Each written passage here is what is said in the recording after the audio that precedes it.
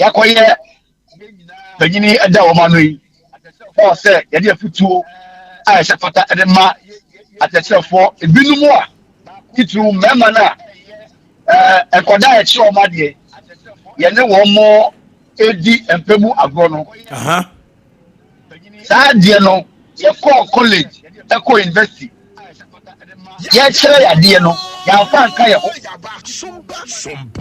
ana teacher ni so abai for adwuma oba be dwane teacher union for so no ye membership education ya dia ye bohu de uro esa ne say etia ye code of conduct eti se we chere ni na sabe udi udwuma na kan se akoda no ko e so wahwa o so utimi gina onim de mu ejane free sa e so hwe ano na akoda o se da de ensem fata se chere ni bema kuma duru sa pepe so no esa na wo de profession no enim energy form get us mienu e mo fa no so a ye che o ma de no wo mo so ye ka kire wo mo se akoda bia wo butaye le so de hu ti a odi ko school na wo abofra kuma wo butaye le se wo de school na wo ko no wo de kire ni ana akoda no ensuso so a ade be bre wo no so wo fa yi se a wo fa empemu yare now Maria what did say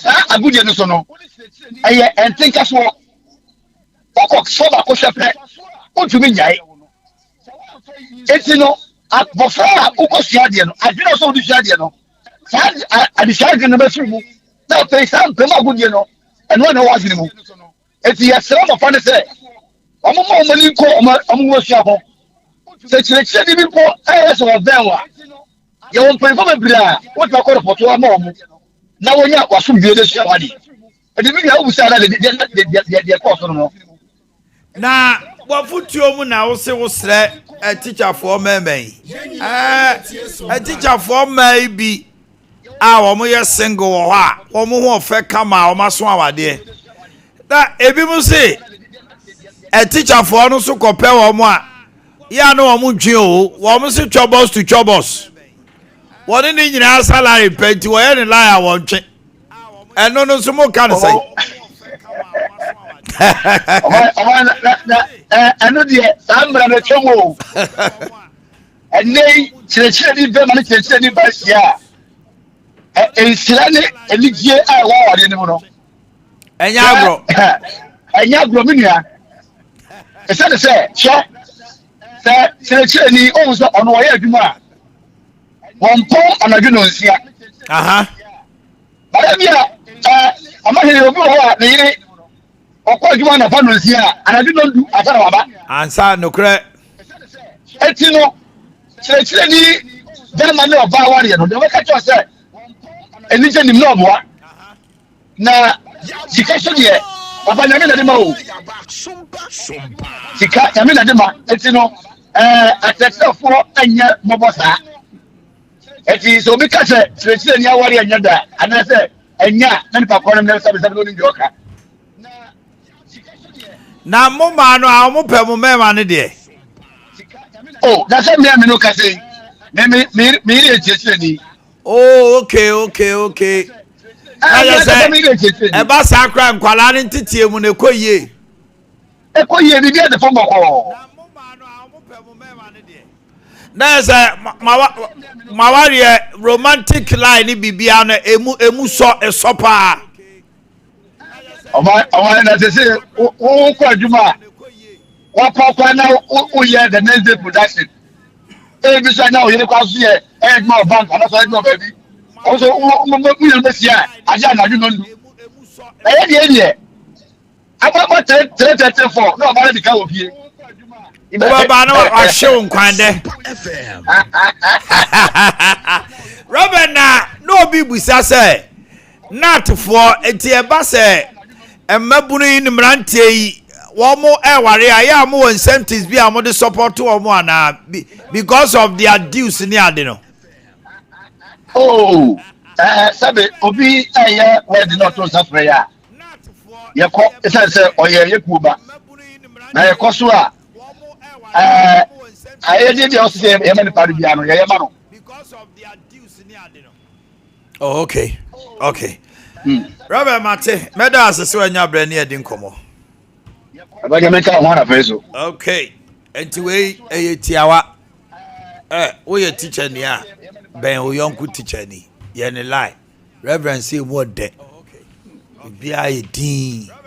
Mo ka mo salary boma and a teacher for cry etua mo ka ye. 38 ne 3 for bigi 4,000 nyina. Ti mo bi enu kabo ma o betima bobra ni ye. Kwala no so mo che o mo ye. Mutimi tete kwala no so ma wo mo ko ema bibia ko ye na asante dia ba sembi. So we leadership by example. Ono say na yire teacher ni. Chairman of the president of Ghana no we say wa ware wo ba. Wa ni teacher ni. Nti test we say wo betima ha na sua no. Na papa na o kan say was. Ya Grace.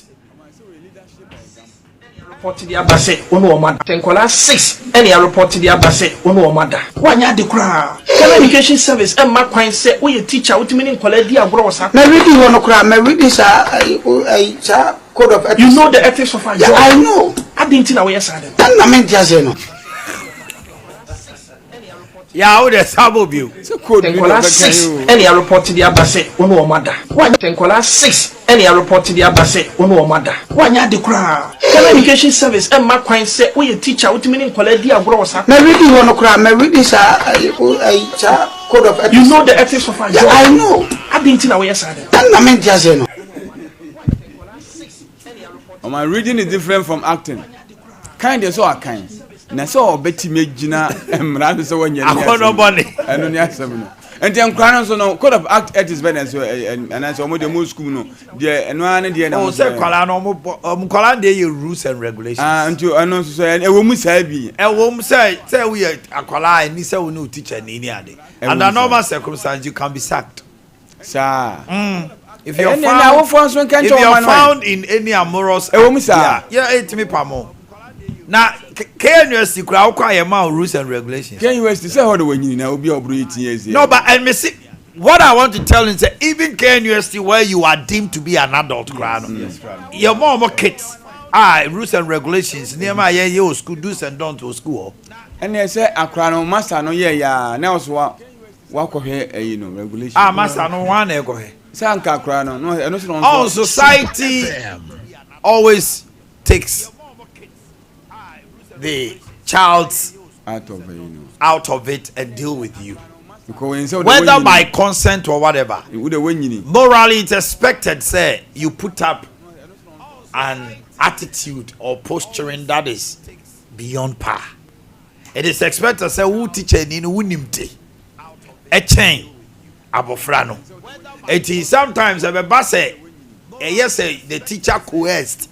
But on my KNUST akwai say teacher ni no edada akwala no ya won kwala ni bi wo ha otumi hu teacher ni no aka kire na mfo say we me no sa o my mesisi me say akwala bi tumi ka kire say say we no hu anko teacher say we na ne na mfo na ko bet oba o sa ai so no say e free sata no oba classroom a ne skirt na oba bi eda e be teacher ni nsu ena o set me to me kotena a certain position teacher ni paganity a revealing obehu de also apart from that no upon ya no akọ say patron say this na obey no one was a shama o my anop who teacher ni no say who one man nyansa o my any ni dia anya kese ye nua yi bad ya boa ma wa hanka beboa unim can you say asem na isi ye no revelation yakra be yebem no on video na ho KNUST assembly can you see JSHS no dia KNUST revelation yakra ba ne say na sa akra no so onye 13 o my unim o so o mon kan kire minister for gender no say month ni age so in the name of self so scandalize more manager that way mature the 18 wow but what do you know? Rules of the school no forbids you from doing that. I was here senior high school. On my onim. And you know, onim the entire. I say teacher. Teacher ni no kwa no. On my report the teacher no anya ni bibi no sa o.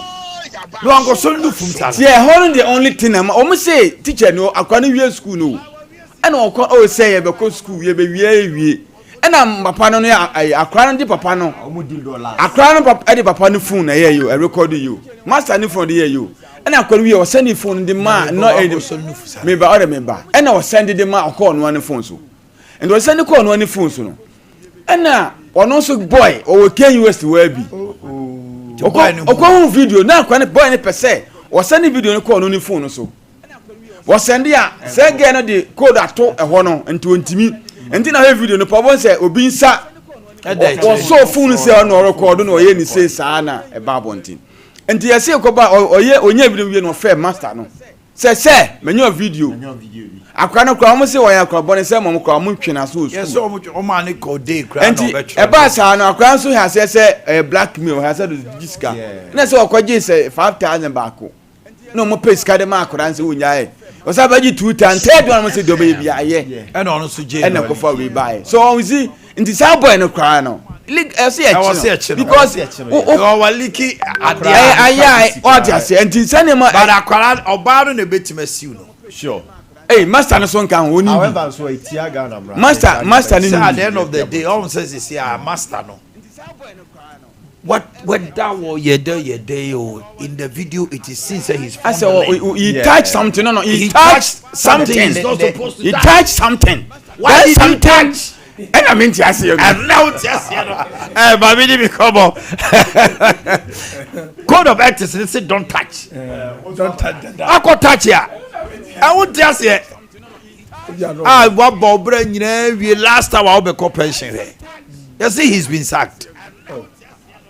I say Tokonua babe. My dear, it's a Babru Munina did to Honti. No, no, Samson. I was for any command or pay ba. I was just able to say. Oh my Yanko, how was your weekend? Oh, a year, Papa. My weekend wasn't good. My weekend wasn't good. My bassa was. We were trashed like some ordinary team. No any other team severe. Share for one. Almost share my Kwale Wo Stadium on Yinesu. Oh, because the history. Sevilla and share 3-4-1 there. Sevilla. Hey. How much Barcelona? Masa, you can't tell Sama on the amateur 4-1. Colane was stadium honor. Omun who be the experience. Say Omun in Barcelona. Na Sevilla share Barcelona 4-1. Away. Oh. Who be that? Yes, we share 2-1. Hansi Flick. O team there. Yeah, Chelsea share Liverpool. Oh, yeah, Chelsea has Estabao in ball. Akwa de ball no man am say ball we be 2-1. Oh, nice. O ball no man am say wait Chelsea be should go. It was if I was preface I say Chelsea be should go, Estabao be should go. Because na Liverpool defenders need to cry. What you almost am Akwa be should go. On 3 chances. Aye. And no criti ya o man share no say na me am de be wo. Oh no, Chelsea there. Meko no buy. Omuko. I Moduku ko Meko. Mami ti anope. Yo man Yankopon ko so na we sha pa ene anope. And anope ye de anchia kese e be free Dr. Ba aso ye e de ama ya hwefo ene atiefo enyina. Hwese Yankopon ya adom na ye betran sese ya e ya na ye unipadua ya de ewo mu ho asem ana ya na ye no be kasa dani da nyina Dr. Bazie metran se emoda ro nkyere wo se wo pa ya resabia ba bia ya de pa betime afiri wo so akontem a kwankro bi eni wo de na jase ba bia wo se wutimi de wani kyere eye ba heba hospital a yiwo kuma se atonso ago ene nkran oba ho a Yankopon adaroma esin adom akyade eye haban adom akyade o de adom Dr. Benti say ya de pa do kru ni padua titi ni padua de a wonya huru ewura Dr. Ba so eye ho a ene ntempa bon say yade ni di America na afi okọ enti da bia de anam ka cho say de hia ese fata pa so obefa Dr. Ba number no said ye be ya ye kasa wi a ana da achi bi ana da bi no o pe Dr. Ba isa o ya de enti a no afre na na ye di nkomo your number no ye 0244 988 004 0244 988 004 and it was 0244 08 34 82 0244 08 34 82 number way ana Dr. Ba edidi juma ewe aso ewo se wo hwe Dr. Ba ye wo Kumase Atonsu Agogo Aban Hospital no nachi ana ewo ana nkran so ubehu el Spentes Road 18 junction no ehon so ubu se obi a wo ho se ope Dr. Ba eno so ye be kire amoaba hyene so se Dr. Ba eye adwuma nkasa na ayade bi ewo nipa da sani mu efre ne yade bia no Dr. Ba etu ase onsensene so ba de enu abu owiase pa a etete nkrofo pa a gise bi ye wagise okoyi operation bi anada de bi ne ye de ka onipadua ho no enu na Dr. Ba akofa ho aduro ne ho aban abase ne de watwa akire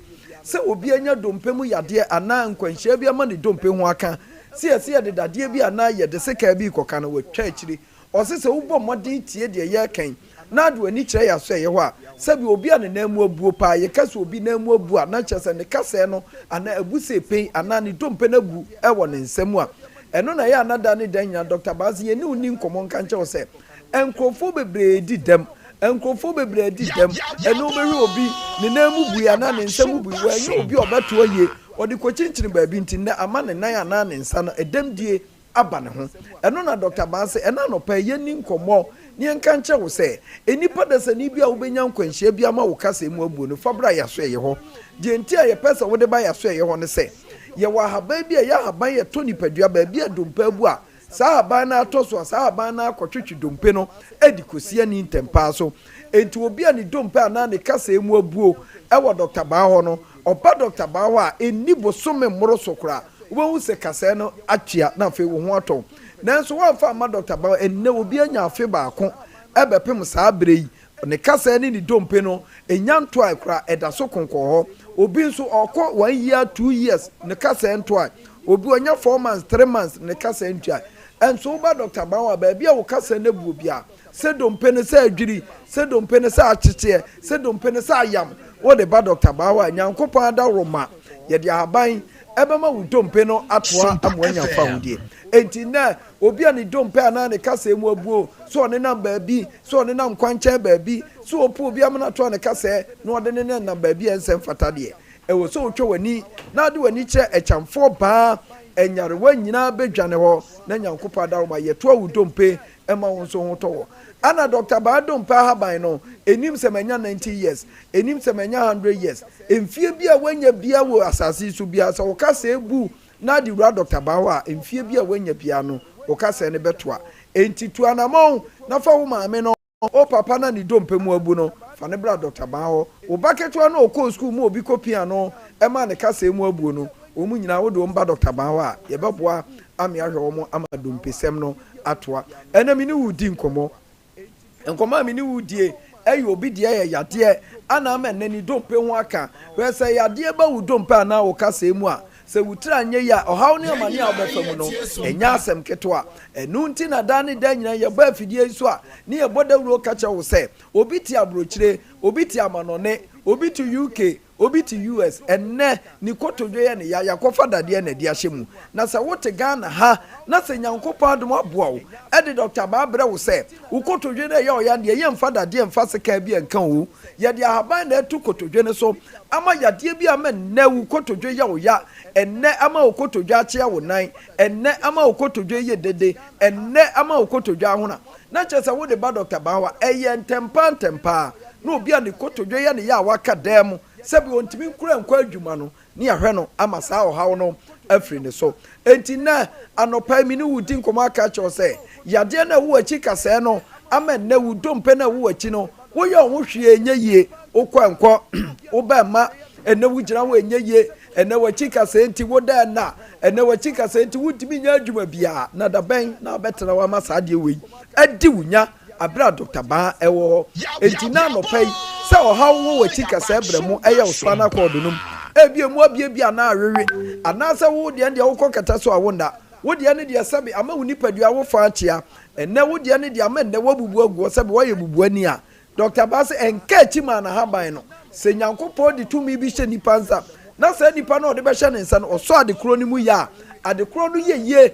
ema ne kɔ nanim enti ne obi a wo wa chikasa mu hawo ne amane eye ne spinal cord dompe no eye ne yatutu no ɔmɔmɔden se ɔde nani be kyerɛ ba hospital a ye wo kuma se ne nkran ama yenso ahwɛ ama saa dompe no ene ɔhaw no ni nyina ɛwo akyi no yade bi abedan no ɔhaw bi abedan no enkwanhia bi a wunyama ne ka wachi dompe no na ni nyina akɔ na wanyafa awodie ene obi ne hibon na dwonku eye ne ya ne nananom mmerewa ne nkokora no obekɔ se ma dwonku yi de eye me yo mata so tutumi o eye me ya ka me ho pa ene se wutie Dr. Ba na betie ne ya wo ma me pani no wo nanana na dwonku ya ne ya no wuni aketo na dwonku eye ne hibon no eye ne ya no eno so ode ba Dr. Ba wa senti ye wa haban a esanka se mu yade ewura dompa awewe dompa ho akekwa no esane yade ma ne firi onti wo ba Dr. Ba obi ano hibon na dwonku ya ne ya bia no entempa na ho ato enti se wa dwonku na ye o ya na wo hibon no ana ye o ya yade abamu ebi akote hwe na aka na bra Dr. Ba so ye na ye hwomfa haban eni sa adwuma no ma ho ene sasabro tete nkrofo ene sasabro ku nkrofo ene mpanimfo bebre ntimi mpie obekɔ se me sasabro ya kan ho obekɔ se me hu tutume obekɔ se me nipadua mu nyina ye me ya obekɔ se me nkasa mu nyina reme ni nyina ne sasabro wo nipadua num enti so ne ho ba bi bebre ama na ete ya wa wo bra wo hyedam ene anopa me ni wudi nkomu so de wani be kire Dr. Ba ho na so de sasabro mu yade wa hu tutuo no a tete woni nyina beba Dr. Ba ho a nyankopɔ da wo ma bɛhwa wo ama saa yade bi woni padua nim awura nkasa nim afiri ni padua ama ho ato ene wo sisi ya oya na wo tifie na wo ye dede yade ba ko wo wiase a ye de bena na tenase esa de bena na sɔle eye sisi yade nko a o tenase eje mi sisi o sɔle eje mi sisi na nkosi da ban ana abɛbɔ bena we abra Dr. Ba ho ye ka sisi yade a etimi yi obia entrance bebre betimi ama sisi aye oya enyina ho bebre betimi ama sisi aye oya and wo betimi epra ama sisi aye oya benya nkwanhia ama wanya sisi yade ni nyina aka bo mu eye yade enti na no pa ya yedi nkomoi o maame bi o papa bi ni sisi aka na to ntimi nya no hwe a mesrew anidaso ho for ni che Dr. Ba ho ni enche o se tumi anyankopɔ de hya haba mu no emu adimu a na ekuta Dr. Ba enti obi a enne ni sisi ye ne ya pa ni waste no wote pains ahodo wo mu a wontimi nya no hwe no omra Dr. Ba ho ye de kasa no abaweye nanso e stroke yade ana dambo ana etwere ana osabia ni nyina wo fra number ya me ni wo be kasa ya oba na wo fra yade bia ya modia ya nka nkyere wo no sa number no fra ni enu ni nkomo na afi wo yade no ye ntu ase wo Dr. Ba aso ye ho ma ye number no ye 0244 988 004 0244 988 988 004 and it was 0244 08 34 82 Dr. Ba Okumasi Atonsu Ago Ban Hospital Nechi and then so your was Painters Road 18 Junction and a pay a dim comowi for nature Dr. Ba now yet yin aqua the nipa bebre nim no bam. Thank you very much MC. Okay, I was your for abono ngochia pa meter de onunum ye di dwuma no e wa ha no ma me ne lawyer Clement so ni din we Clement anya bad cry Clement oboku jamfi former DC Amansie South oye lawyer ni mapa MPP this year na manyante ye di anopem pese mbusa ono a na ansana no mame enye na dwenche kakra ewo emrem oye lawyer ide KNUST papai asem ye beto dwai anope ya na ebobo na kopie se teacher ni no assistant headmaster no academic no obetimi de abrante na odi video ni ba abonte na court na baba wa no nso so ekwan o mafa so a bia say o masake no ne kwan so yes rules and regulations and code of conduct wo ho is it supreme as against the law because the law is above all and code of conduct no a guide certain principles near the school or say base and they the answer is teacher ni yasaki not just say yasaki wa based on this character near the no busua now we are not entitlement we ni near maybe kure yakobo no the remedies ni say why ma menchia we who watch it na menchia production team pa ne yabo ma chena kuku aso ofre me and so body cap pacho say afi nyina me see her especially mobile new place I cry. That's right. It's a hatching BBC. The microphones they see here. That's right. Say they call you and Obiabani speech. I mean it's a nice experience to hear. Maybe na metie the only the Nat was an grad. Yeah. Nat president. Reverend Yeah. That's right. School bia no institution bia rules and regulations. But emra na yi ni nyina no ne fapem and I said kase yi nyina ye constitution of the emra bia o se emra bia ne e conform se ni bo eyepe and I say e hyenase ti se o ye emra bi na ene Ghana constitution no ebo abira ye be to atwe no ba bi na ye di Ghana constitution no aye headmaster mo say ya pam no and suspended. We are told he's been sacked. No, say if he's been sacked, process no enya papa. Because that's a kangaroo court. Okay. So we be sad. The audience say you interdict him or you suspend him. You interdict him cry now. Uberman be a half salary. Yes, a woman salary cry. Bet you half. Be a school no one. Pending investigation and outcome. Yes, the investigation you now you say udifwa. The recommendation now be and now the but with your own friend puni and to tone and friend witnesses in this our moon same be able and we must for margin and also a permanent that you know say papa yet say or no court a challenge Sumpa FM yet your man will say ubi win o winia where do we are a better better because say ubi or ako sabi ako fefi akora na akọ court na agbagu court no court na court of justice say court no who say wa ma obi Quine and wa ma na justice o say a court of justice it is oye nyama ni nyina na court you say wa ma nipa no justice ono be ma na justice amana ko until all the time some no want to say one way abeka say ana court no na akwa ana na ebuatia oho wan hyehyɛ wo nyama yi because a ban lawyer dey o court so who say evidence no be bia edda kwam na sana dey akọ judge no ono anka say fa assembly woto ana dey sie na judge ni ho enti mumie no amobobo mukuro no eno be gina so dem bra na toto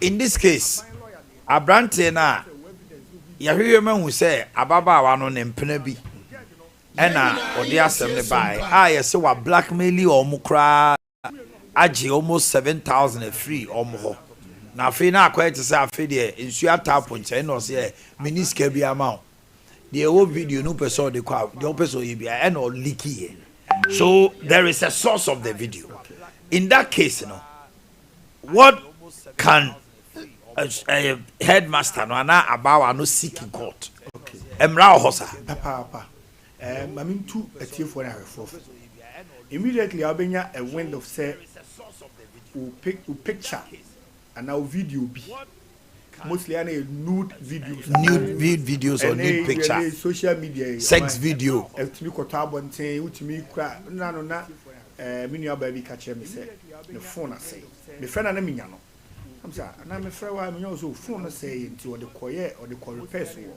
mekom ani o munyama no so munyama na me say ani ne ehu o phone de enemre mpa do phone say a pe bi fato na tofofo so odi ko so nkonko ma obi ana niam bi o pictures bi ni bia eyo privacy a opese be hunu obi betima atwe go all ye no sometimes obe transfer obe import export ni na import akogu ayi so ansa na owi a wasade aba no baby odi kogu ye no owie no wasade ba sa ha aka ho na mistakenly be tabon ti abun so ho ne ma na be tabon ti futu no se so obi nya threaten so obi bo henya bi se ona obo kokko se kwaku ana menya wa dewe wa mfa ma me de be kwa pam fasika se ya ma me de be kwa that is blackmail I was say mtempa no uko police station na de sa nipa na number any air report or police station a police for akochi no assistant headmaster Mr. Kozie bi mistake oye ne say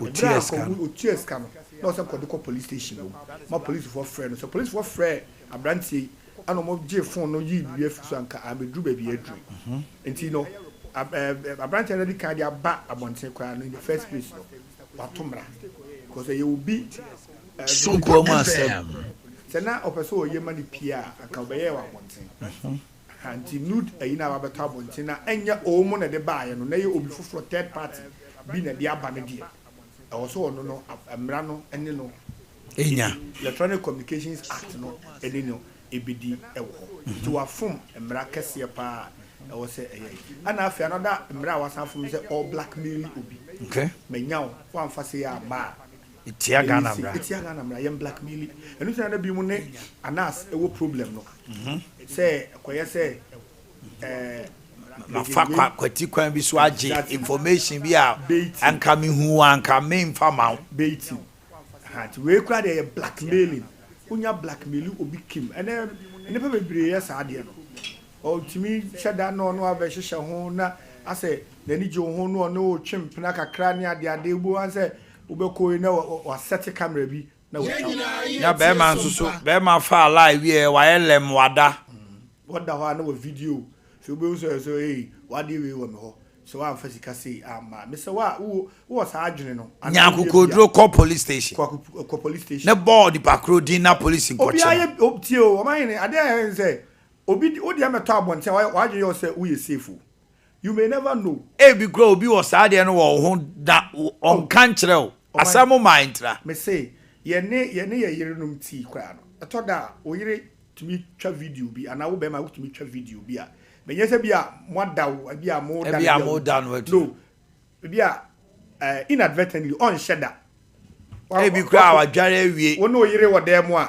menye so wo dware a wo sha atade dem be wa ro ho bedroom ana wo ba be ro ho ni ade abi perfume bia be gu ho na wo yire e wo ho a ebi kra wo yire no sometimes it be quite necessary but me ntwa na me fan send no so me monitor enye with the bad intention it won say abedi wo phone no so wo kwa mistake wo kwa dwene maso delete me obi asande video bi ama me realize video no the internet enye me na wo se ba me ho ti quick na me friend am say masa video be no asande ama me no say me send am mo be na say masa ko delete ne ntem kra ko delete ne ntem kra enti wo kra no betimi ayem funso bi a wadwene nko ho na eno so e de asem how be aba nti bibi se anya si pe me se onya kokudro ko police station the first cause a crime ko police station bi e ben obia na kokko chechirem ensuro vi se uniewu onye bone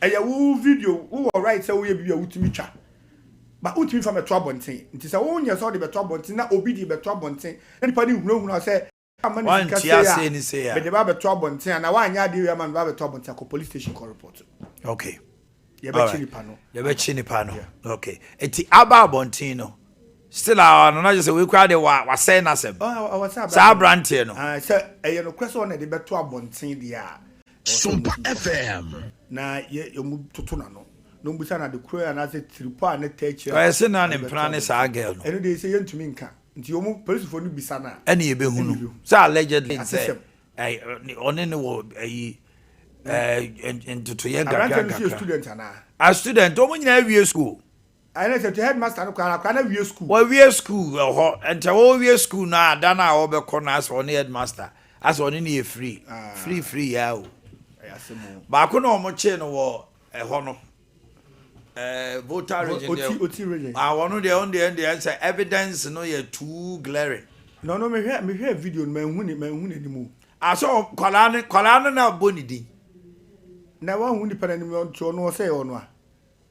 Eno so dey buy waje atum so e ono a. Waje atum so ono a. Na onye ntumo be dey. Okay, so waje atum. Because he could have denied say ono a. Because the name no was not so clear.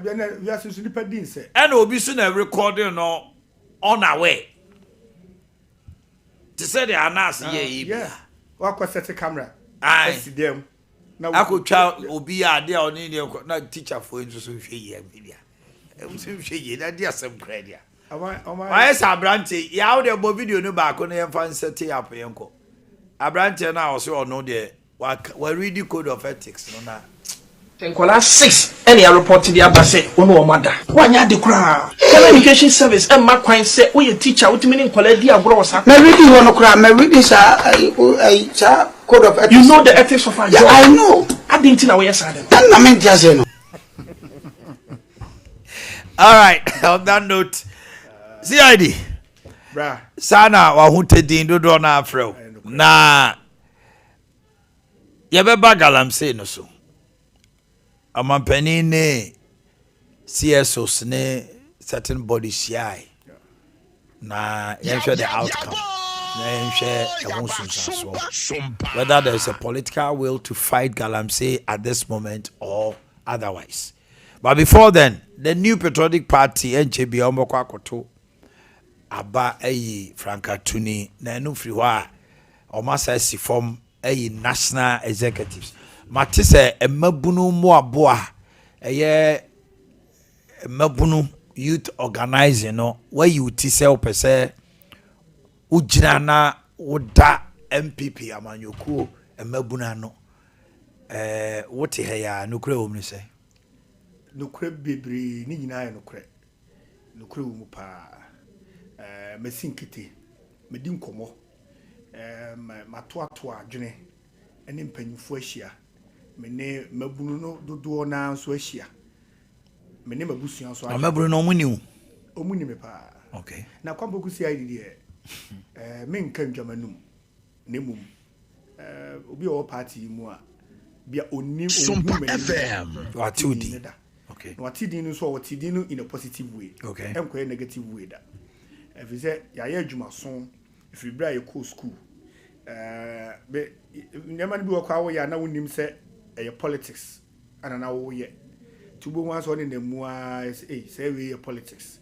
so from the onset uye we because Bantama constituency na we was secondary school yeah transnational quality results that time my Miss Cecilia Adapa in 2004 you ask yourself say at that time then I may check your results and we were so engulfed with the MPP say the anymore no unemu na we say na you say monko fiewe monko frefren konfo mo meto aba just for the love and passion of it edina mu a the school koye test con ne ho nyama nyama nti wo hwa your life ni nyina akoye more of yenyina ye tie sompa somsa ana nana kufu adon so aban mu nyame ya adom a grace no adom no so ye so a obo yemu bidin se ye mra mesum aban wo ya aban no mu so e ba besum ya yentimi nka say me 100%. But at least so I am all market my exam script there. Obama me either A or A+. Okay. Nti some no dey ewum. Ti mabunu no ene makasa. Misum no makasa. Atoato adwene. Na ye sinkete. Agepene. Say ye beba ba besom. Ye ma so mo mesom ye. Difference no. Ye ma na ba na ase ye hoahoa. Sane man kwa de. Mempe adwuma na dia ma say ye. We are Jumani via Juman Ankasa, a bit dear dance here at the amount. Assembling in our okay.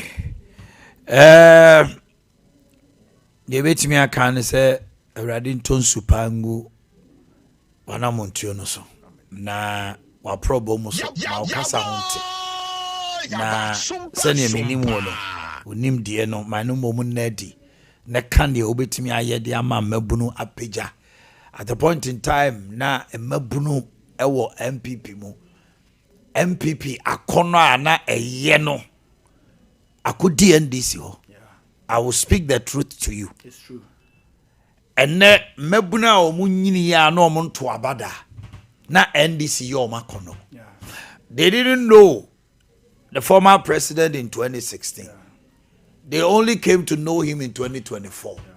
They saw a figure. They saw Ntadiebi MPP timiko elections. Na omo atadia a t-shirt and visible.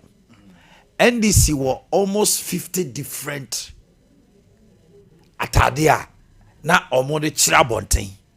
Urab tokro biema obo so bi she John Mahama na NDC atadia e kasa. But na Sumpa FM. Emebuno no na shesa antade ni pie eye dede. They rather will want to wear that of a chance NDC abeya kono ama mabuno. O adwuma ye se womo ma sa tumi no a you need to galvanize, bring back that lava any akono na MPP ya babunu bi so MPP ni an ani no. And that new voters need a new generation. Saw NDC, they didn't see MPP. Yeah. What I say? A idea a shasian kakanka krana ye. We didn't pay attention to it. Anna and the social media na bantino. The okosuo to kubi munubi. A bear was all offers we with me a can't be actual. Baby say, eh, na credo a day who's a social media. That's right. But be our more. Political party BI is a products. And that's a really facha me. Be an mabu products bidding. I will feed you so and be an LPM for that. But for the purposes of discussion, it Fanny say who products be your products are Ghana ha agidi and I say achepaano. Products are agidi and acheno. The ama omo to me a general mona so pa I say. A brand new piano, or yet rebranding. Because the product, no, I will hold the biasa, not 1 year rebranding, repackaging. A do time beer, or my 1 year. Now, and for will put that number here unattractive to them. Okay. So, a product like the New Patriotic Party, and I offer products be to say, club beer. Ye susu nyina club ye na ye star ayi kese bi na ye bottle kese pa o hwe ho nkyere ne ade kwa na nhye dan nye fe but with time no omu say wo say yesesam omu say ko obi kura timi talk kese na ontumi no njala ne emfa nketo anye den emma e say akwa ama no ma ye club beer ye can cause obi won so a opeso to the camp di coffee bottle no first go to beer just say there should be dynamism. Exactly. So that is how every political party is. It's a product. It's a want to me. So you should evolve. Yes, because naturally people are savvy. Or better son sa. Into already on your say attracting now. That's all the time attracting a certain group of people. That group of people will be your core people that will support you. But say we on your na dane. No who say at every angle. At every step on the way, we are also involved. Or my mechanical say, people naturally will towards your line. Okay. Say I don't say President Mahama, I'm appointment or appoint you youth. I'm telling you, say Akufo-Addo, I appoint you youth. Bebre, but they are more who they. What they have DC for never mind. And you can babunu man and me. So near Dosso, but do send a winning. Me try met me abo mabunu ano moye under 40 Akufo-Addo appoint you MMDCs. I can met me abo bebre. Be obi o kra na oye mate and I mean can say me year group. But ni enim yente ho asem na mo hu de ro. All right. Honorable Akioko from Paul Akwaba. Now I'm to say Bibi aboko. Yankupa adum da hweye ndimi. Oba de ase, enyampelifo se ya na ya dwene o man ho. 9 ye hwe ananu fiado mampani ne CSOs any other institutions share adwene galamsey ho omampani asemo de two dwane say National Security Council a body a when it comes to security issues and threats. Normal catcher say one, they can fight and win the war without necessarily declaring state of emergency. Two, or say Oshesika yede galamsey na Ghana needs a substantial amount, and yet Sika was is here de galamsey no emwa.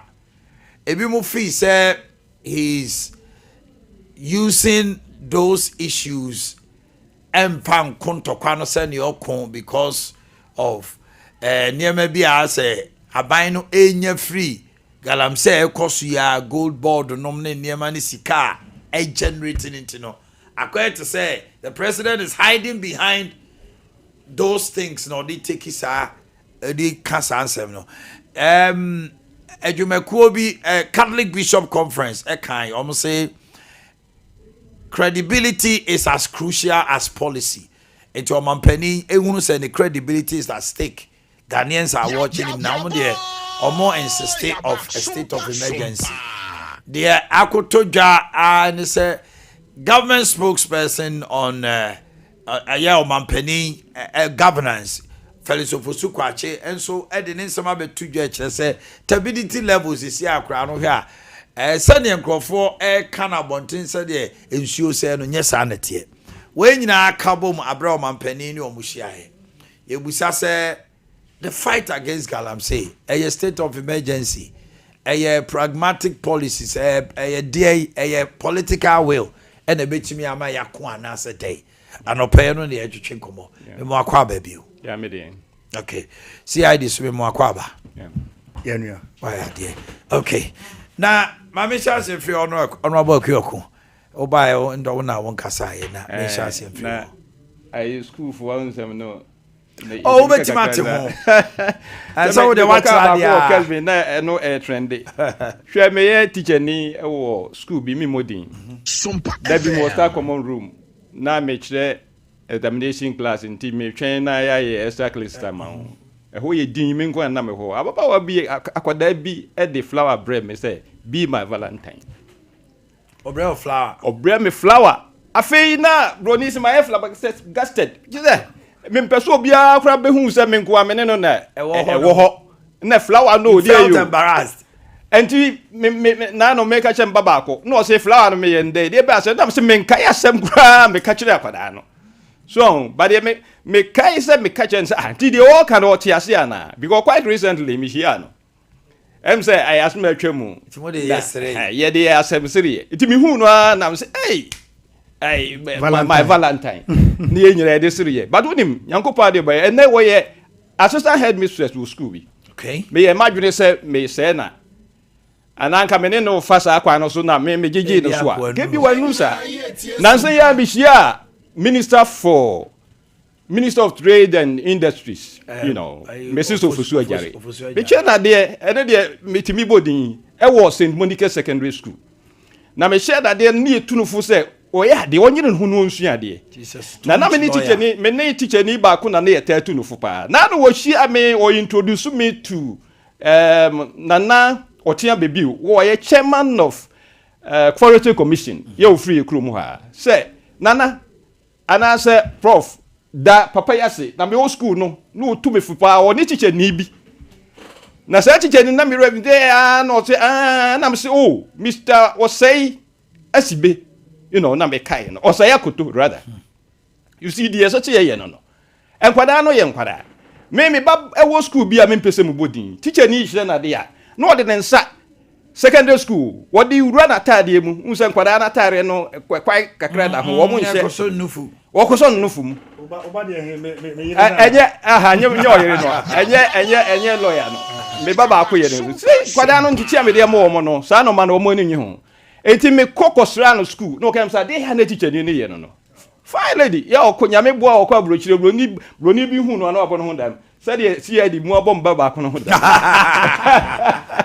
yeah say broni ni worry ni sisi ya you see na what they say no see on several occasions no so nyo no nko an oyo omo ya na oye nkwara no bibre bi sa na bi no omo nyai no so no de na me so catch one kanche ne say oye sa bi obe report no so ye nyina ya chen nkwara no bi ade no we ka say enso he ni ade bi kura ba ofie anu ne ade nso so ohwe so no omo nyai sa no ma no nkwara no de position said they want him local parentis who teacher ni no who position of a parent said they wa oba who feel say o teaching na man teacher baba mu nko so bi baba ense so ko so bi baba mu enti e me de me nkwada na wo mu se nkwada boni wo mu ye nyina ye hia bi pen but teacher ni ya oba wa dwene so ne nkwada no e free basic school secondary school even tertiary they were university course bebre best in the west even teaching your friend is saying teaching assistant kurampo obiti bi ba e de na pese menyama wo ene ade alata ne baba we nam se bibie no ha ba ya ma me eno ase esa tuno an de best ne be market so wo so de okay yes entino yesre se me kai se eye enfil na ye be exams baku na de pa na baba wa bi na minim ni ye me ka kire me mate baku se ba bi obefa bi edi na chi question say ya wo sua ne yenko sua bi ampampa e ba ye na dem nti o ma hene eno de aso America ne say teacher for the so omhwe yi na sa anhwe sa because aburo kire no ne ade wo ye teacher ni na ko yesa enti na me ba na me tie de wo ka no o ho de em say ye mra enye code of ethics bia wo ko yesa de ne pa na se so mu a enya de omude ho becho right nti ye hwe say ye mere code of ethics am ye de kwa yamra o that ye yamra no my dear who say okay section 103 I should think yes of Criminal Offences Act na a can or say indecent assault. Okay so let me read. Yes, 1031. A person who indecently assaults another person commits a misdemeanor. Yes, they are criminalizing and is liable on conviction to a term of imprisonment of not less than 6 months. Let's say you dey chow cry 6 months. You bet my be 2 years. Good. No about 2 no. 2 no na say no. A person commits the criminal offense of indecent assault if without the consent of the other person, that person forcibly makes a sexual bodily contact with the other person. We call it a rape. There be sexual bodily contact. Oba no na you order that ana be ma na kwa baby a o so a obenya tinka. Exactly. What I said, or B, sexually violates the body of the other person in a manner not amounting to carnal knowledge or natural carnal knowledge. Penetrating. So ni lufu so ni to so baby a na kwa no eye sensitive. Obia ne baby a na ho de wo. Now I obi wo kra ne de wo na so. Obi wo kra ne trim. Wa odo sakofa ne trim a ompe. So now you see jai wo fi say. Omade ehun na eye tu no de o kan no. Me na me say na ehun no say a person commits the criminal offense of indecent assault if without the consent. Nipa na mpene so. What I say, just nipa na mpene so a. Eyi me nim kofo a omo ni madi nkomo a omo electricians obi a friends o me so o me share ne bulb ma no ma me bi ana lady bi a friend o be so no ogina so so ball wa so ne be me wa so ne be bi a eni nya indecent assault here bi ti bi say ana o ye den so me dey na me come baby me ka jense me pesa so okay wanya ka say on pesa enso so bio so woni je ho de a so be mai exactly.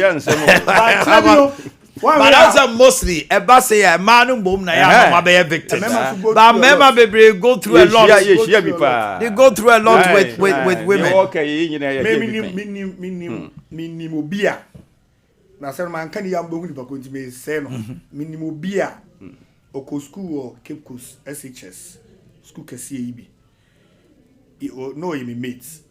But school yen yen say school no call. But when we say school no so cool you be fufro. The final year because teacher ni abayo bi anu aba ho e for so ne ne ye bibi e ma as e bae no ye akra no yi ne di to ono na ne teacher ni na yes I'm a teacher ni so every school no he had to go and complete in a different school so you be my situation don't you say na oh and about most ya no mo dey ahye ayi for no asa abema no na ye nti ye sere madam for ye dey sere no kwara bia ye dey sere no di ko oba repu exactly all right honorable on the Galamsey yo Omahene me ba na me tie kakra so fa CID ho me yonko pa no o ka so ofese my ma senso I late me ni me de enye say ye aware me se de so aware so o mo aware de obi a nka me ba no asem me de ma mo fa ase ai David ene de ya ho asem na be da hu se bi edi hu komo dada o minim ene de akire ya ka ho asem I will check ai Why na gentleman nipa say na ye hi omo amayo sembo enye omo mudidi atemo ya utie omo kura na amayo sem kura na obu afu se kura no kam tesa amayo sem kura mpo no obi ka say we politician right entino CID there or gentleman it say all people squad the party for omo nkai no yeah NDC for there betimi aka no omahene eye Galamsey sense me mintimi metna ha na menka say NDC ye ba power na say ye ba mu no ya winning the war against Galamsey but me gidi say omampani John Dramani Mama de metimi aka ne say de bia me ba meka no say owope say obeku Galamsey because say ogina mfie nan wato da num tuo say wonyina biu na obi a obeka saa no entimi nkoba so obe bibi obi beka saa ai na me Galamsey no amama anya ntimi nto abama no enna enipa bia ya wo mokura de wo nkwara we Galamsey de kura ya no masem ye me ya because bra ya wo bre nyina no kakra bi na wunya enso wo mokura ne ya na gigine mu na emom wo motaye kire no a ayedin ha wo mo ayedin no mudi wo mo sukura so no mu hu because wo mo no so ni financiers enti no so wa ma no kwa ma na anya obetime de ni sika ako atia wo sa nipa ni nyina me gidi so mampani John Dramani Mama onsuro wo mo meka omo a ya mo ye campaigns ya Galamsey no wo mu didi mu a ya wo nya musika ya wo beku atia ya obi be ya na adwene se no nti obeku atia no na wodi ni sika aye campaign atia no bigidi so mampani John Dramani Mama onsuro wo mo that's right sa asoso na ni party fu a obi be ya na adwene so obe Galamsey ya enu nti obeku atia no obeka se bia so ye na adwene se o sa bebe mampani a meku atia no so ono so onsuro wo mo ohia no enti bigiri so betimi yakọ ehokura ne hia me because party fo no so kura na enti mi ma wonku Galamsey no se baso mo de wo ho gimu a wo mo de wo bese no ma no enti ehokura ne hia me ya madwem se Galamsey no betimi yakọ na ohwe se de o si tutu no ma na ampa ebi ni se forest mu so ba ye o ma ai even a single license eno chese na ni abreso obeko because se ukase obeko na se still no forest mu ugusu aya o malanza wasma wo ka no ene ne wo ye no enko so me say ono president no any minister de omo ka no se omo ma kwan afa sumra no 2462 no omo so mbe repeal obugusu aya omo ye hu adwuma ya enche samra no ye betu agua ye mo obi akwa ma no nwura forest mo omo ahene ye nsusu a na ye nkwara abrem no se wuru he ne ye kan ne friend Sofia ye se Sofia kwa ye wusan so bibisa Sofia kwa ye se ahahai kura ye nyedai ye ntibi wu na ye dai ne yetna ho fie di bu de mo ye lawyer so ye de ye me ne omo ahene ade no ye ebi ono do oto aso akwa ye de ye wie ya ye take law no ya nto aso biu emra no de enim kakra of course na unya ya LLB a I mean unim mra no procedure na unim nya LLB ya be law sociology be law sociology a combination na ya be law but enokura mpo no sia de me meto ye Derek Opoku Eric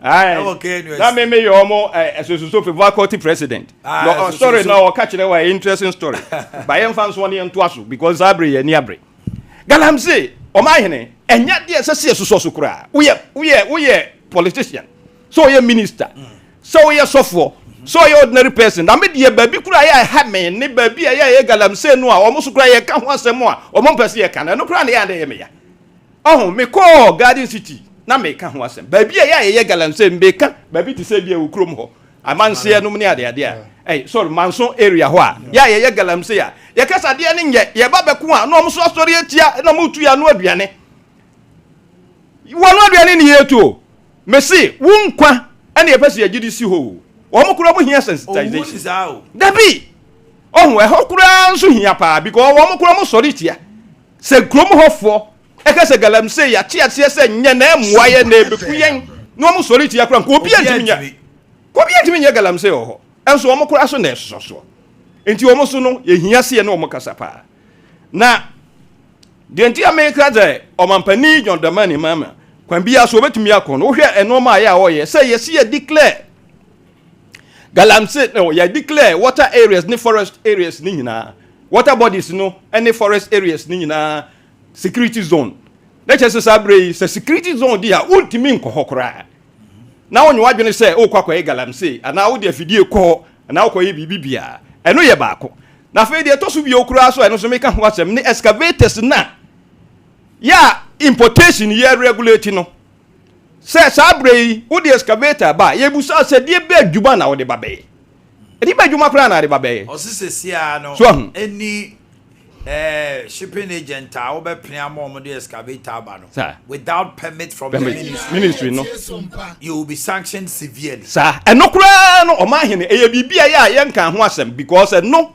on say wo de ya na bebre no na break it down no mo hia more until the more ya e ba system no the more na galamsey na ekoso say no kura wo mutime bra say ye mfa galamsey ma ana de ode ba no adwuma foforo no ode de ya ebetimi aboa galamsey ko pa enti ye de ebetimi aboa galamsey ko pa so hwe excavators ya ye krade ba thousands enye hundreds on monthly basis na unim sa fedie chesa ye se die nsagu yeti because galamsey excavators na e ba ni nyina na adwuma e ba ya no na fei ade ba ko mbani age ho amahu se waye na adwen so obeko ne se unlike MPP time na ya say AB regional secretary bi on woka anti galamsey task force no ne ade no this time round no onya na adwen so obeye ne sa enye party fo no opeso de wo moye na mom technocrats ni nipa bia ya ono a omampani John Dramani oji wo mu die so betumi aye adwuma no e de wo moye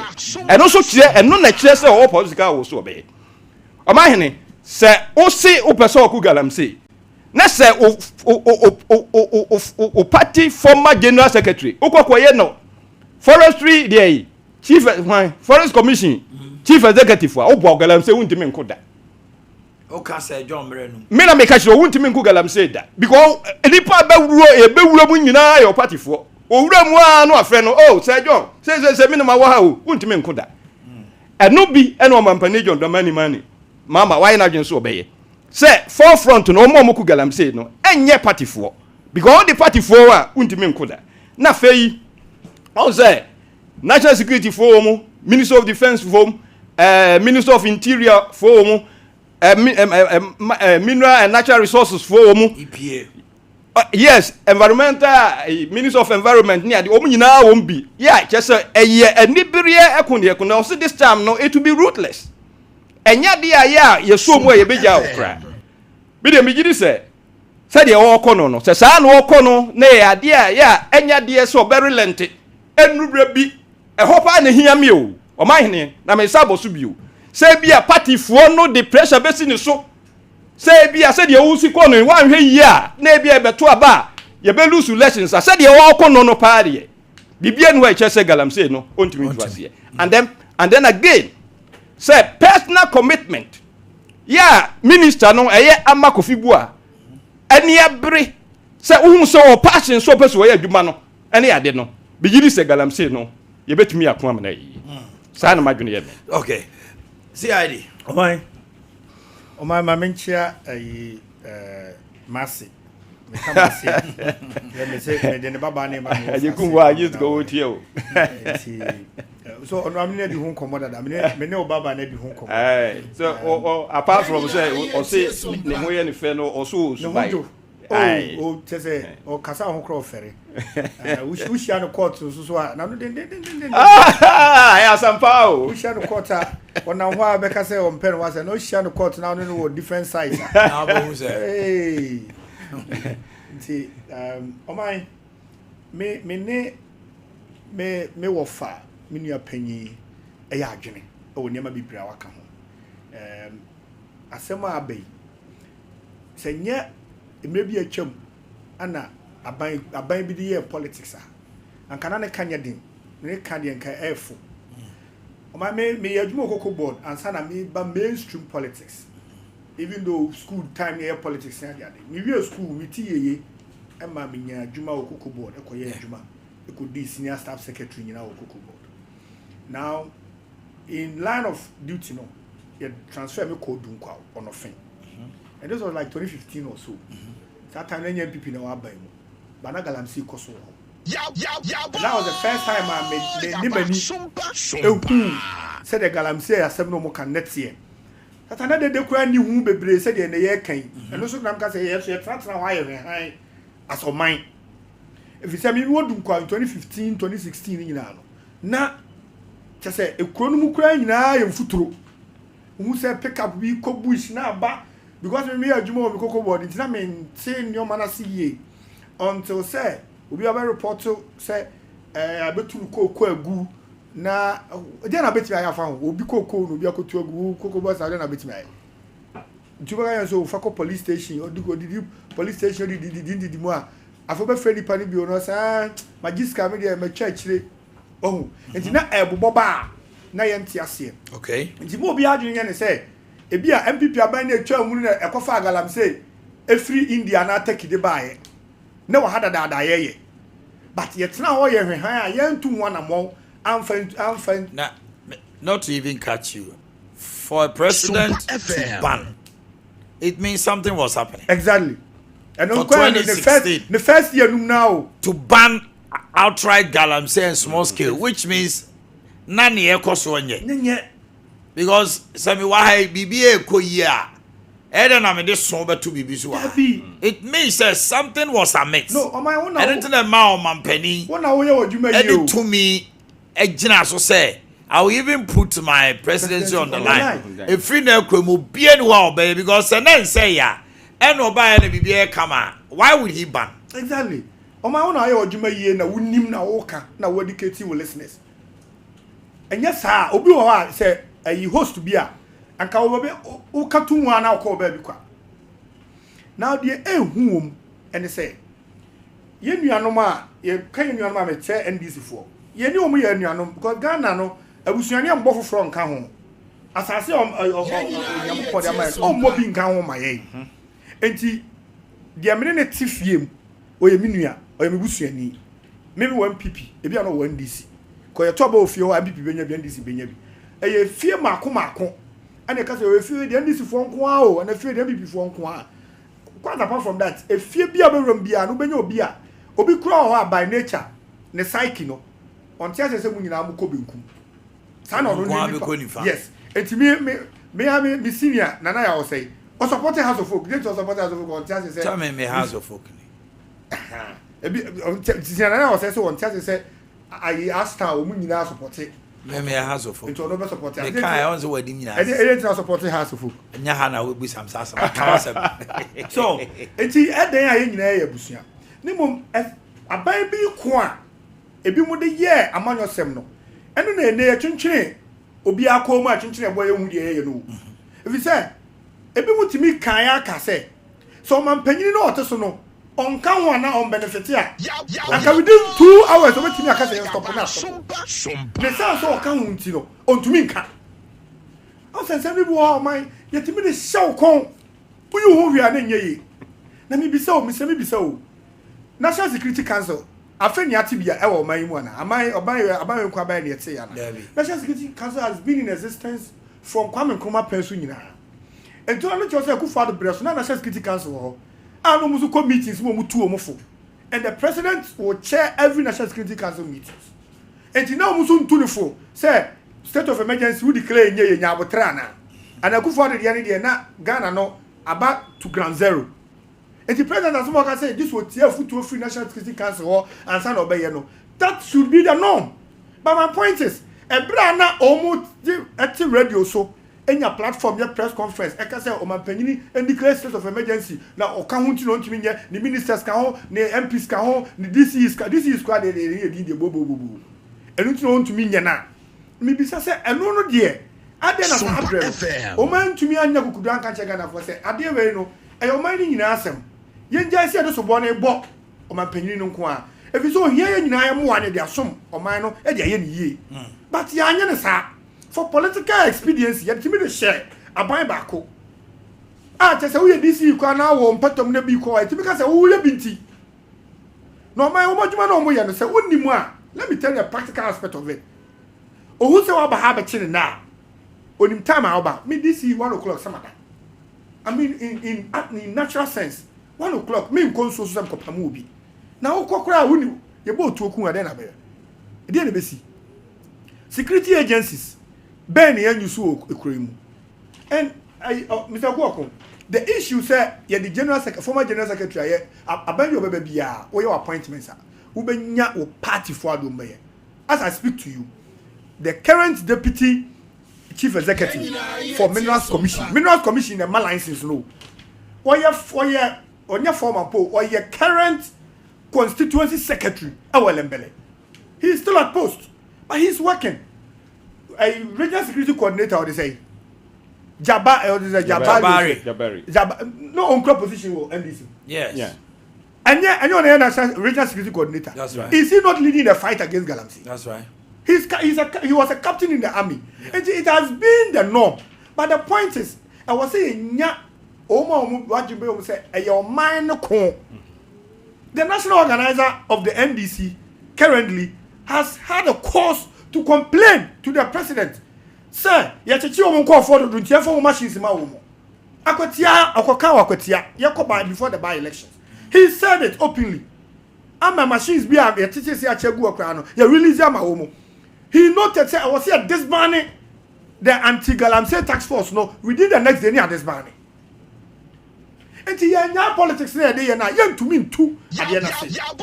Now, with the issue of LI 242 and 2462 now, you can say, man, the one I make say, okay, say, all my alliances we are LI 2462 no, and farmer license. They say, okay, and farmer mining license. Emma permit for prospecting. For prospecting. Permit for access. No, Emma permit for you to enter the forest and mine. That is after said Minerals Commission, Emma license said, what they were in by a way, who qualified. You will still need access to enter the forest. Now pay a mran also no. Ghana Forest in the Forestry Commission. And to me, Mamma, Minerals Commission, Mamma, Quine, so mining, but also ultimate court. Forest Commission, Forest Commission, and Forest Commission. I'm coming to you. Abraham DC. Me Assemblyman Bako. Honorable Rights, me chow. Now, was see the fear na all or did the open the other bosso now on the roof. Sumpa FM. Call Forest no kuche dia. More honor friend me. I think I was even a meeting. Or friend back 4 times. Tina, the way I call somebody, I'm going to pick. Now, I bet you know. Oh, say, or the Niano, I tell the forest room board, Diana book cars or they call. Yet, me Tracy, I bet you know. I didn't come carry it. My friend knew Mocasa, so what they call body does make kai. Omen, I didn't go 2 more carry it. I had to go and get a bail for him at the courts. No, Mujino, Eddie Guho. Ubi Okocha Dia, and I call body down so, yet me actually. Yeah. Are you telling me say will be the excavator rough forest man? So this fight, why must this become politicians there come on talk? Why are they paid? You two mukasa say, "Oh my over tonight, didn't know about Juma." You bet you a couple of me. And he said, "Busumi, October more away." Opa member Juma said end of October. We are paying people for no work done in this country. And because the politician is vulnerable, assembly nya ba, you be pay go ndisi for so. Na ndisi for so pay go BP for so. You will EPA. EPA no mental protection. EPA should have offices in every mining district. No, in every district, yeah, mining district be because nya mining kwan ho dwuma no mo ye me BDC more than one term, my 1.5 term in a Kufuor's government. I can tell you, say, within the Amansie enclave, you need EPA officer. Amansie. I'm telling you, say, be a me free on the Biabahodia. Until we were all relying. Imagine. We were all relying on regional. No, Obuase. So me come Amansie enclave, me come on some contact. Yeah. Manso Dubiana, Amansia South, Amansia West, Amansia Central, and then present day Bekwai, which was Amansia East. Then you move to Busomefre, also Amansia. And some to Obuasi and Namoko. And there is no see the need, and they don't see the need to have. You think we are serious to fight it? Because Eyoma Juma also moye. And now, my main card, Quintia, Mijidi say, or Mampani Mahama. Na ne kona okono ase mu omre mame de mame ka se mu omre ana onya pepa so obekone se bibi bia oba ye oye so de ku galam se aban na twam ye mention one oye aban ne ye would I mention one because this meeting with stakeholders me as this me kan kra me come akoma be 7 the venue for the meeting was even wrong e ka galam se asem na de tenkai and that be unkind, you're too many hole. Say, I can't sun winning, and I say, and China wants some now, who come on, no problem. Galam say, I said, me, as this ye, me call a meeting or Takwa, me call Takorade, me Kumasuka de Bebre, near your hotel, say, war, Heidi. Some FM. Who did breakfast, who did lunch, yeah, Kasa. Enti bibi bia aban ba e oye bia no e ya de a aban dada no adigu akwan mu a na ye dada enti san nsem no mu ka ye no ene pese o mu fanya adwuma now mamema President Mahama first 120 days social contract o ka ye bullet 19 say oba ban illegal and new mining activities in forest reserves me pa cho 120 days arithmetics also they fortunately good. 120 days here 3 months by 4 months 30 you were 9th month you were 10th month okay obi say o emra na we kra de hu say we eli emra mu nyina akwa no kra na emre so puso wu it is not an act eli legislative regulation enti ukwa we papa no ye firo but a sense of money papa so mbe yinti and ebesi no munyi and this is why I tell you that omo ye campaign say omo ba yi levy omo ba omo betwam no me ba cho say yi levy o ha na say no eni ho ye firo within the shortest possible time so much me ye firo and no de no mo ho papa so mbe but betting tax and omo yini na e ba ne say na mining in the forest na dey e be si e ntimi yi. Well, I'm just guessing are they benefiting from it? And as I bring na no more ka say was say Akufo do timi yini ne no mu boa and ana wutimi yini ne ya he ya nyai sa nyoma na ye na ye politicians people will not take us serious. You speak the truth as it is. State of emergency or no state of emergency or do this or do that. The National Security Council has been in existence since the inception of Ghana. Kwame Nkrumah by the National Security Council. Omo be tunfo baby bia me be so Akufo time National Security Council na egu ana. Na den na sata mo ye o argument o man ka say o National Security Council tunfo. Na yemfa this banning and I say yemfa indicate state of emergency. Na mo ye de ko share Akufo ado kon. To say the onu na empese baby bia. Na mo evidence bi wa. Last one. Oh, where you require there? Eh? Now me catch there, me offer say. Omo buy, omo grant permit for companies to enter into the forests and mine. This is a document dated May 16, 2025. Approval for issuance. Let me that show. What are you approval for issuance of entry permits for exploration into brackets pre-mining operation. So I subject to know. Then they come Sumpa to FM. and they say rate column permission to ring about in administration. I say you are applying to a somehow previous a letter or the brew. Good. Permission application for forestry entry permits for mining. Okay, Kejasi Forest Reserve, Brim North District, Eastern Region. This is the content. We refer to the mining lease granted company Nidiwo by the Honorable Minister for Lands and Natural Resources dated 29th November 2024. Let's say, mining lease 2024 November.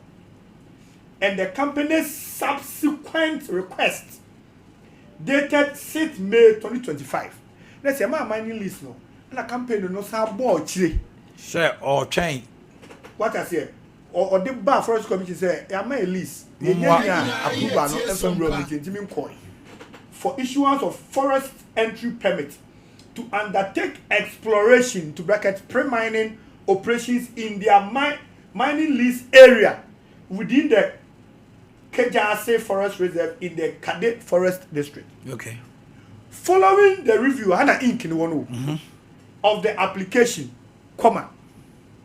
approval is hereby granted for the issuance of a forest entry permit to enable the company to proceed with the said mining exploration activity, subject to strict adherence to the following conditions. That's the mom permit. And the recipient, Acting Executive Director, Forest Services Division, Accra. Is the Ministry of Lands Minister away? Oh, he's away. Is the President away? Okay, well, the President I can't speak for. Because the one kind... It was received at the Forestry Commission. 19th May 2025. The letter is dated 16th May 2025. Now only another letter they backdated the letter to make it look say about that dano and I buy. But if you are saying who can try, you get exposed. Now look at the content of the letter. It's a Bra Cameron, him now on May 16, 2024, Acting Executive Director, Forest Service Commission. The same content. Approval for issuance of entry permit for exploration, pre-mining operation. No, about the responding to the letter. No. Permission to visit on what company for purposes of it. Concession on offin shell belt for forest reserve. Sumpa FM. We refer to the mining lease granted to so company by the Honorable Minister for Lands and Natural Resources dated 31st May 2024. It's a mining lease 2024. And the company's subsequent request dated 18th March 2025. Now let company or the request by 2025 and then let how the man approval 2024. Now, funny aspect, let's come. Obaha. Following the review of the application, approval is hereby granted for the issuance of a forest entry permit to enable the company to proceed with the said mining exploration activities, subject to strict adherence of the following conditions. Grade line, blah blah blah blah.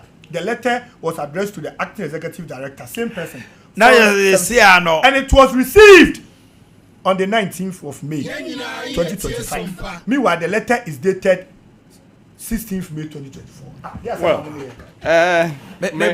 So now you say, in effect,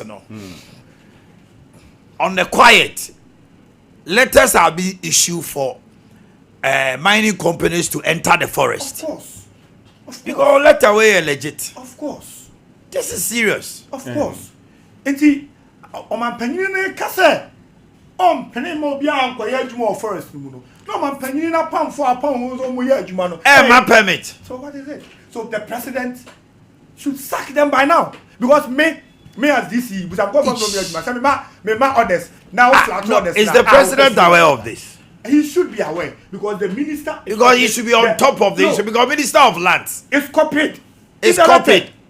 It's copied in the letter. Why? I said we are not deal. And nobody's talking about it. We know, I say we are not doing. Na pages no days na ya odi amame na no kura so ye confused because letter ya odi buy say we pepper meeting no May 2025 but approval no so 2024 you know this are normal way no ya na huma sem ka no din untimi hu some amount two letters na kubi dia ni nyina pen na ba ko ya dane no right enti no we no a little bit hu say they won sin ka no but the bottom line is the president has ordered that nobody should give a license to enter the forest. And also, the reason why you cast your mampeni, password. It is a cobase na pointy. Ma permit. They are flouting what the president said. Sana bekano until say you be in reality what is on the ground. Say ampampa let us you cry more mono or more to me to me and not so much to me akowuram because on mampanisi or makwai and here be could make us say senior a be on the quiet or more and my letters no e be could on the quiet or more withdraw because mampanisi or makwai more ye intermediate imagine say or mampadia cano a bed din so be me forest see a man of permit so go in work man because mampani akama Ghana for nyina say on my quine and will be a forest. Forest will be a say. Swat I see. Bakoye offend shelter belt forest reserve. And a back on say and a back on ye Brim. Kejase Forest Reserve, Brim North District, Eastern Region. There's another one. We'll check. Check and see whether it is Mr. Jenfi. Who him say even grad at this levels I know my way create to who this you namwa ya o si obi illegal structure ya kraba oh and you know even at the local level o say obi structure be you can say man permit and who this you do ho no one man instruction say and then onyai and o chomba fair chairman who say wow technocracy for the president I cannot speak for him. Yes you see but for the forest commission and the minister for director you know na but me no be all can ya me fu ano so ne say look abra ya one wa ye hwehwe manfo sikasem you know no me can public account committee for who asem bia here by na obi a ya onu awuo na 20 papa no kwa ye ni bi no 26 months omutu aneka enipa ho ye ho adwuma na obi ye comment wo se say nipa we no mo ye politicians omo ye politician obusan say are these politicians 26 months nipa na wu ama nipa na ono no direct say ntu aneka no okwaye ni bi okwaye ko bonsa eso ono aso na ehihye say ye ntu validate your ghost. Sani pa when can say why am I supposed for grip. That is why Mr. Public Accounts Committee they should be given certain powers of prosecution. Kesa sani pa we and contempa no a supposed for momra. Na mo grip no kura. No but see I dey me say a penny for being chairman penny adwene. And American say as I say dangerous. Na Forest Commission boss no say am pass why BB say ya. Immediately or say yes sir etati ye nyina ye find out me na me nka say letter na odi che me ade me ni me ye no ko bu ho be ka so letter no kura mpo no generated and no me nka sa asem no because odi a kire me no de mahu no kire say ampa ya ma permit no but see ye go further to find out ampa in actual fact no adwuma na anya adwuma because e bi kura mampani be gina o kan no Sasem the hunti obi kura atwe letter no kura make say kwa withdraw so obi also over cancel until na say ne saa ya si wiase de obi wo ho a onya hunu sika the eso ye bia obenya sika ni bia obe the late Professor Mills gave an order say no man to sika ama wo the way you saga onim say wa wie wakoda waka because one man's rations oh no na etua enti no ba ne ho so na be a big albatross on his neck. You see enti no say the ye kan EPA for omo ho but omo ye hwan forestry commission for example ya oma ampa ye nyina de bitu ye you better say unkrofo ya chi omo obeka omo ntie this year no court and e bi kuro akwa be no enso obi kwakwa ye galam say omo dia I didn't know what you make man kokoye. Me say I have to wear my wig now. Go and request for a bail. Our court. Entino ampa and yes they will allow excavators to enter. A chain from Sikao. Enti omahine excavators no kura ho asem no say money here because any champagne na. Aye, champagne. Na the local artisans are well to the abesi kwa ho. Sir. Yenim say ade we. Esinsioma yawu. And yet they are being sold on the ways. Most of Chinese people need be shops. I sakwa wo moton champagne. We allow them to sell it to people. No more akosi yensu. Why can't we arrest them? China so ba ko pay. China. You cannot dig 1 feet. TMO. CID. Ultimate digging 1 feet in China. Sir. Without authorization from the local authority. So to amena 1 feet if I say where you. What if I say the pan 9? Yeah. 1 feet. Say ye chill say what to say amena way. China. Now we need permit. Say Diabina Wujia. You be kung. China will go to China. Virtually almost every country in the world. Almost to 1 million. China. Because either say omo fi so omo tu obe say omo China gold. I wo no. Your baby omo mine. Sa place no omo mine no. Untimi ntran ko baby fufu bia. No individual in China can mine. Sir. Omo buy. Ebi mo ya ifo. Let's convince near. Criminals ye do omo baba ya juma. Majority of them okay omusi Tamale Stadium. Omo the criminals are omo prison na baba ye. Omo wie omo ko no man nyim ye nkwala no fa adwane. Already nyame. Yes, so our police people sika omedienti. Only China ni nya asem obekọ China ni nifa. Ya ye we ya ma abedu pepenso say ne. It's a dire situation about him. They have many say penifo ni hunu how dire the situation is. Ebeji ensemo. O ma asem ni say. Na say ensem de wo hwe say de ekoni de ye nsuo yi enne de ayi research aye Sen kontombre nomine ade na last I penifo na de there no mo hu you. Say asem no say nobody is saying finally nobody is saying say and say you too good. But gold need to know should be responsible mining. Minerals Commission concessioner no amount no follow through action. Say the amount say you know who tunu sa kwan so there na wo ye because the large scale companies no they come to them every quarter. Every report, every EPA report. Why don't they do so with small scale mining? And also you much because small scale mining, you know, go the war on my and also you two quartampu. Now what's say anwea kra ehura onya gold room anwea black no anwea wo sisawura but they see pe kwam papa oba say pe kwan be fa so atu na yenja nsuo ni problem abusia for ya brena so enti brena so na nia CID kai na metu so biwo ampa effort aya previous government no eye nyina no eno bebre ni repeat but o ma hene de wo mu an say me de megiri so mampani John Dramani Mahama all political was say obey because obia